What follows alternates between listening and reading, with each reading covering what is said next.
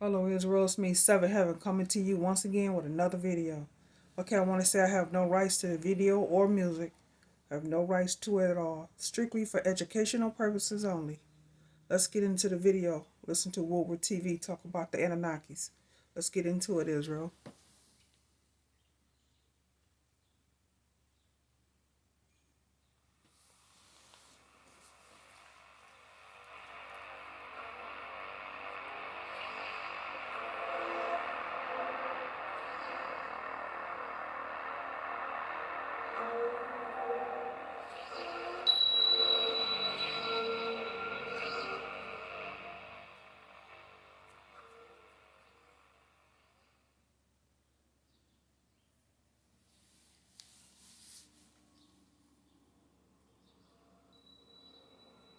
In many cultures and mythologies, ants are regarded as highly intelligent and resourceful creatures.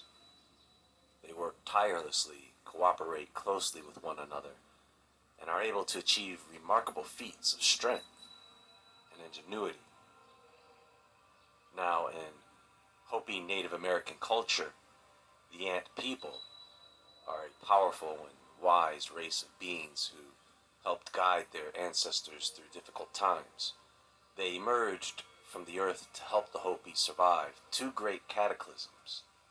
They taught the Hopi how to build underground chambers, store food, and they continue to play an important role in Hopi mythology to this day. Whatever their role or reputation, where did they come from that they were already living underground? Another way to ask this question would be, who are the Hopi?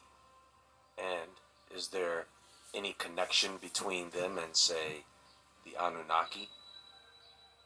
As we reflect on the stories and legends of the ant people, let's remember the power of myth and storytelling to help put together the pieces of an ancient puzzle. The origins of mankind and the prophecy of our future. You see, we may have. Okay, Israel. So now supposedly Nibiru, or I call planet Hell, as we all do. That's where the Anunnakis supposedly have come from. That's their planet, Nibiru, and I'm quite sure it's coming back to pick their behinds up along with others. So we're gonna see, Israel. But let's let Whooper TV talk about it a little more. Been looking at things all wrong. I guess it seems that there is always another way of looking at things, like the pyramids. But I'll get to that in a moment. What this comes down to is balance.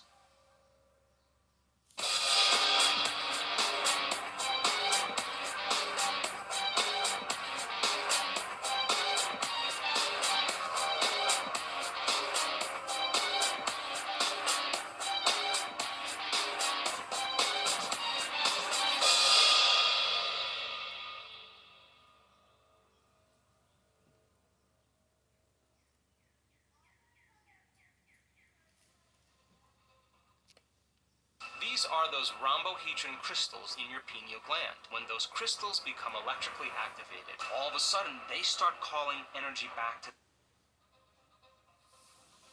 The Hopi creation story tells of a time when the world was a dark and chaotic place. Remember that.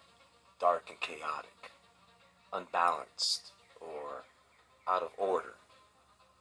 The Hopi people, who were once living underground, emerged onto the surface to find a barren wasteland. Now, I found an article that tells of the four worlds creation story.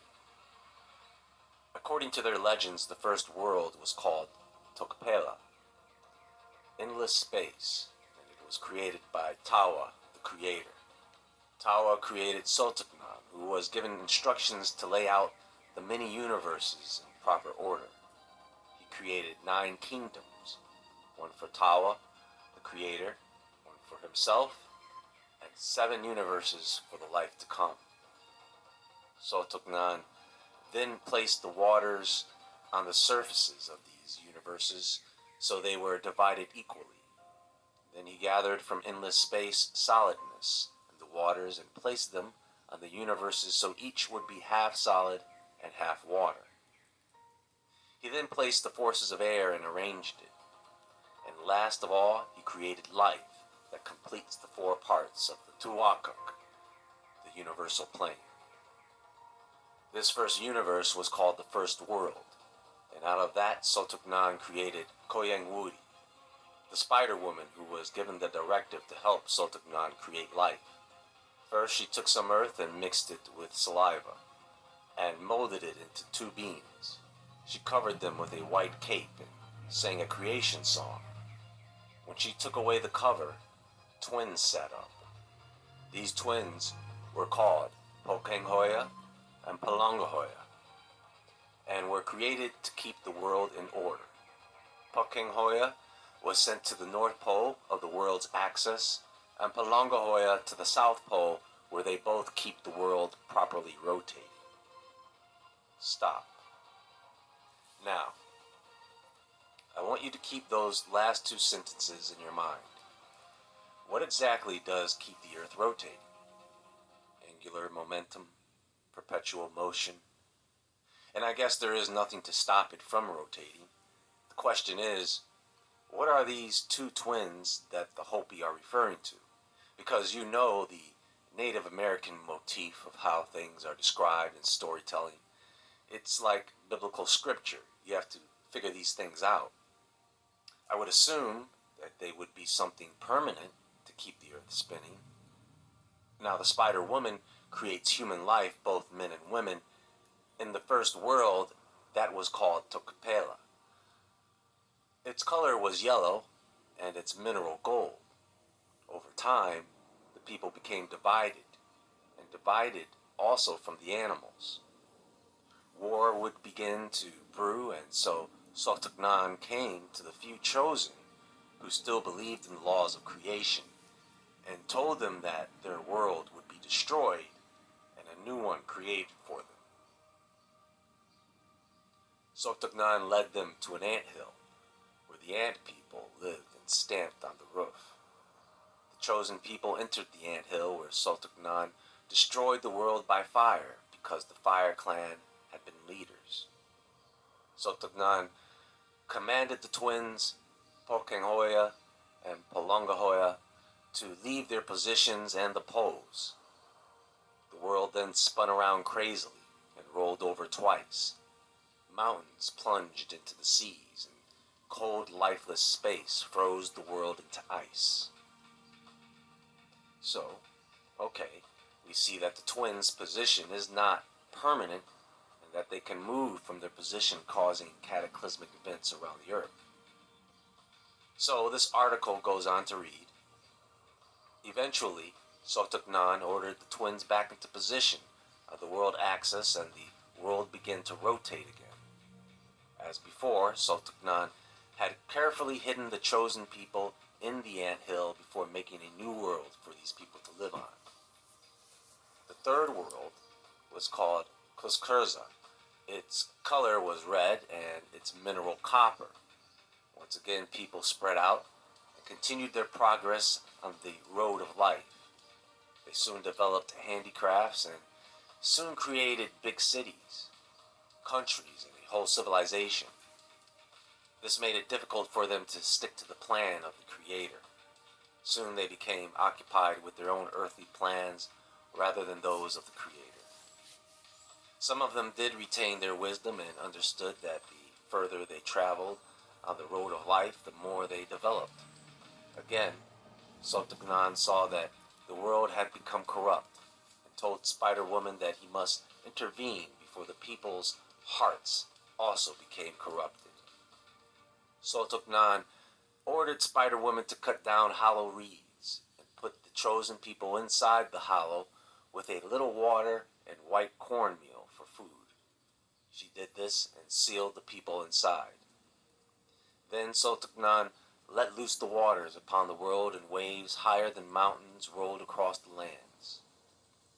The continents broke apart and sank beneath the seas, but the people inside the reeds just floated on top of the water for a long, long time.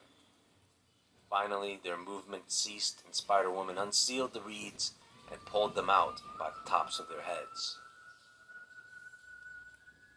Now, those of you hearing that story for the first time, pretty interesting, right? Who's going around to these cultures talking about the Great Flood story with an ark that saves people and animals? Now, this is the story that links the Hopi to the Anunnaki because of the ant people. The word ant in Hopi is Anu, and Anu Sinam is ant friends. Anu is also the name of the Babylonian sky god, and the word Naki means friends. So in the Hopi language, Anunnaki means ant friends. But of course, they come from underground instead of the skies. Then again, northern Arizona is a long way away from Iraq. Close your eyes. Okay. Here we go. So, going back to the part about the twins and how they were positioned at the poles to keep the Earth rotating and giving balance to the planet, I want to share with you a theory published in the Native Times by a former manager of the Hopi Culture Center, Thomas Mills. Now, this is where I came to understand this theory, and it suggests that the ancient pyramids around the world were built to stabilize the planet. Like the counterweights you add to a tire to balance the tire. Which could be a good reason why they are so nuts about keeping these pyramids intact. And it could also be why the pyramids around the world line up the way they do between each other and the stars, with different weights and sizes. Think about this, folks.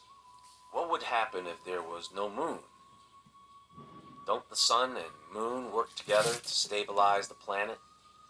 You remove one and you have chaos. You take away the moon and apparently you have no seasons. You know, I think a tree would continue to grow all year round and grow a lot larger if there were no seasons. I wonder what humans and animals would do in the same environment. Things are getting a bit chaotic once again, wouldn't you say? Does this mean we need to build more mega structures to balance things out? Quite the interesting theory, isn't it? The more we study ancient texts and stories from around the world, the more we see surprising patterns. The Hopi legend of the ant people is just one example of this. The Hopi Anunnaki may have been the same as the Sumerian Anunnaki. And the reverence for ants in Hopi culture may have represented beings from the stars. Some believe that the ant people were not of this world, but rather were the Anunnaki of Sumerian mythology. The Anunnaki were said to be a race of extraterrestrial beings who came to Earth in search of gold, and who tinkered with human DNA to create a hybrid race of humans. Could the ant people be this hybrid race? The similarities between the Anunnaki and the ant people are striking. Both were said to be benevolent beings who helped humanity in their time of need, and both were said to possess advanced knowledge and technology that surpassed anything the humans of their time could comprehend. Some point to the ancient Sumerian texts as proof of the Anunnaki's existence. These texts describe the Anunnaki as powerful beings who descended from the heavens and ruled over humanity as gods. They also describe the Anunnaki's obsession with gold and their desire to create a race of slave laborers to mine it for them. Could the ant people be the result of the Anunnaki's genetic experiments? Now, according to Hopi Indian mythology, you have the red and blue Kachinas, which are supernatural beings that are said to appear before the people during a time of great transformation and change. The Kachinas are believed to represent the spirits of the ancestors, and their appearance is seen as a sign that the world is about to enter a new era. The red Kachina represents the spirit of the earth and is associated with destruction, war and chaos. The blue Kachina represents the spirit of the sky and is associated with purification, peace, and healing. Together, the two Kachinas are said to balance each other and bring about a harmonious world. The Hopi prophecy states that the appearance of the red and blue Kachinas will signal the end of the fourth world, the one we are in, and the beginning of the fifth world, a time of great spiritual transformation and renewal. The prophecy suggests that the world will experience a series of catastrophic events, including earthquakes, floods, and volcanic eruptions, as well as social and political upheaval. However, those who are spiritually prepared will be able to survive and then thrive in the new era. The Hopi believe that the red and blue Kachinas are already present in the world, but they are not yet fully visible to the naked eye. Some Hopi spiritual leaders claim to have had visions of the Kachinas and their impending arrival, and they have urged the people to prepare themselves spiritually for the coming changes. There are some similarities between the Hopi Kachinas and the Sumerian Nibiru. The Hopi Kachinas were seen as spirits that brought rain and fertility to the land, while the Sumerian Nibiru was believed to have a powerful influence on the destiny of humanity. That's all for now, folks. There is more to come very soon. Be sure to visit woodwardentertainment.com and become a level 1 member for exclusive content. Woodward TV is also available to view on Rumble. You can follow me on Instagram. All right, much love, Israel. Woodward,